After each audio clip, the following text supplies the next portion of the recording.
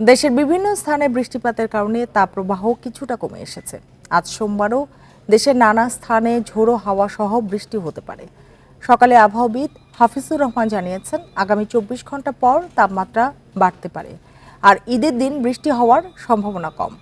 সোমবার রাজশাহী, ঢাকা, ময়মনসিংহ, খুলনা, বরিশাল, চট্টগ্রাম ও সিলেট বিভাগের 2-1 জায়গায় অস্থায়ী দমকা বা ঝোড়ো হাওয়া সহ বৃষ্টি বা বজ্র বৃষ্টি হতে পারে। এছাড়া দেশের অন্যান্য জায়গায় আংশিক মেঘলা আকাশ সহ আবহাওয়া প্রধানত শুষ্ক থাকবে।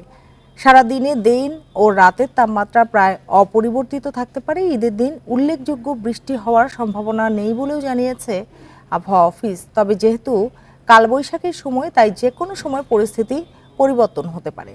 গত 24 ঘন্টায় দেশের সর্বোচ্চ তাপমাত্রা রেকর্ড করা হয়েছে রাজশাহীতে 36.7 ডিগ্রি সেলসিয়াস।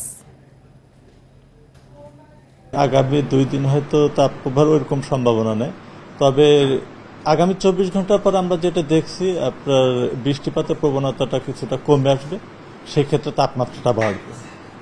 তাপমাত্রাটা যখন বাড়বে তখন সেক্ষেত্রে আবার কিন্তু তাপপ্রবাহ আসার সম্ভাবনা থাকবে। এই ঈদে দেশ জুড়ে কেনাকাটার ফুর্তি হবে শুধু বিকাশে। সাথে ডিসকাউন্ট কুপন, ইনস্ট্যান্ট ক্যাশব্যাক।